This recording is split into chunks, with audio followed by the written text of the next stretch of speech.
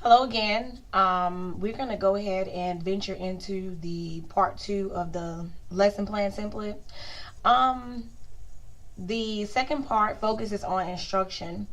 One thing that you want to do in developing lesson plans is to look back at standards from previous school years where students would have possibly learned that content. The reason why is because it gives you insight onto how to access student prior knowledge, and that's what the second part of the lesson plan starts with. Part 2.1 looks at the opening. In the opening activity, you want to engage your students by helping them feel armed with knowledge, and that knowledge that you're looking at is that prior knowledge. Ask them questions that they should know the answer to, and what that will allow you to do is build on to what they already know as you go through instructing them pertaining to your given content.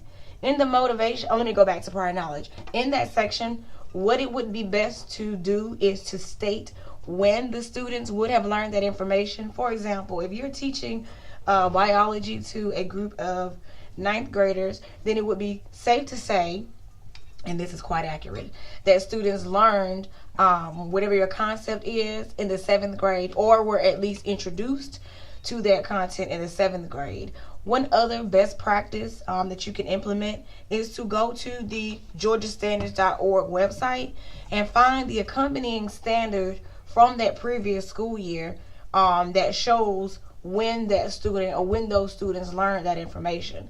I always tell my undergraduate students, and I'm telling you all also as post-bac scholars, to go ahead and state what grade the students would have learned this concept in, and to copy and paste the standard and sub-element from that previous grade level and place it there where it says prior knowledge connection. As you move on to the next section, which is motivation, here you really need to talk about how you plan to open your lesson by making real life and personal connections with your student to your content. How are you going to make the students want to know what you're teaching? How are you going to make the students be able to relate to what you're teaching? This can be done with any content. Let's say you're teaching physics and you're looking at potential energy versus kinetic energy. And we know that potential energy is stored energy that is within an object before it is moving. Kinetic energy is the energy of motion. Well, within that, you have gravitational energy. So then you're looking at potential energy from a certain height, understanding that the object could fall. That's an easy connection to roller coasters. Some students may have gone to amusement parks, some may have not. You can easily decide that you're going to show a video of students riding a roller coaster at any given theme park, or if your school is equipped. And again, these lesson plans are hypothetical, so you can actually go there.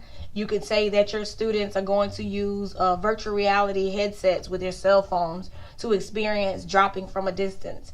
That's just an example of how you can write out what motivation you would use to make this content meaningful to your students.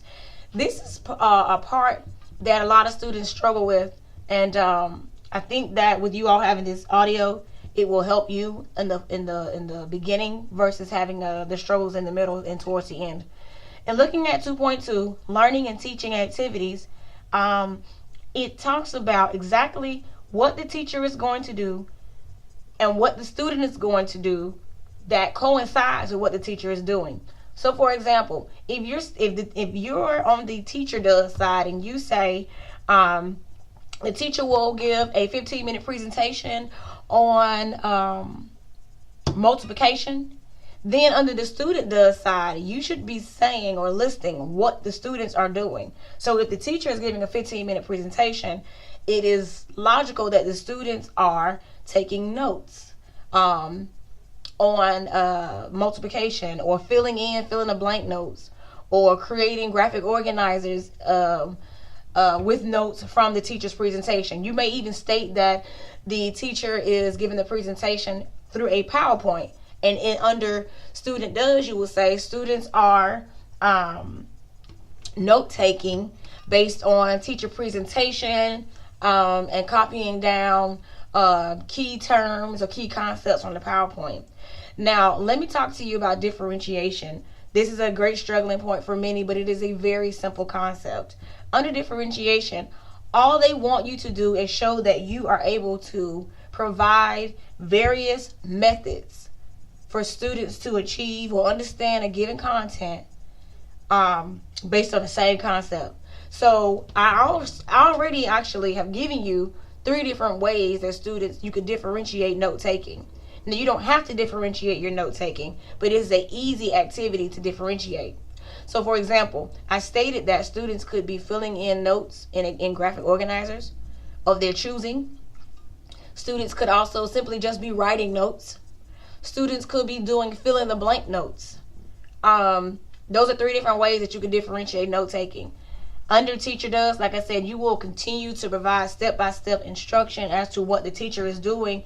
I suggest numbering these activities so that when you go under the Student Does side, you can number those to show where the student activity is matching the teacher activity. So I'm going to give you another example. Let's say you're done with the note-taking part and you're now talking about an activity or assessment that they're doing. So let's just say the teacher provides instructions on a lab and gives students a list of materials and allows the students to work independently.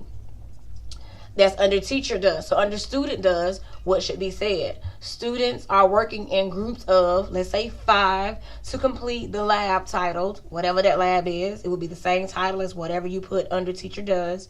And you would just say what the students have to do. You would do that until you have gone through and explained all of what would happen in a typical day in the classroom.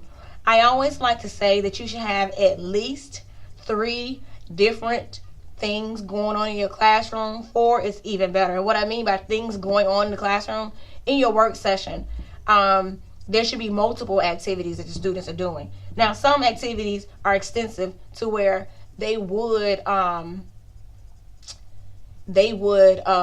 last the whole class period. Like if they were doing some kind of project, it might last the whole class period. And if so, then you would simply complete an in-depth description of what the teacher will do with regards to that project, and then you will state what the students will do. Again, under differentiation, it says here that you must implement different strategies for academically, behavioral, and motivationally challenged students. So with that, keep in mind the different ways that you can create different opportunities for students to learn one concept in multiple ways. I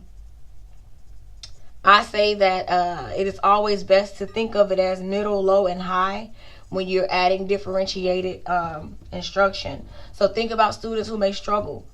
You want it to be, I hate to say easier, but not so complex. Students that generally are make B's and C's, then you will give them a baseline activity, meaning it's kind of difficult, but it's not extremely difficult. And then think about those students that are gifted and or exceed far and beyond the class academically. You want to have a differentiated version of those activities or assessments that cause them to be greatly challenged. Let's go on to part 3 of the lesson plan, which is assessment. Formative assessments are assessments that allow you to measure students' progress.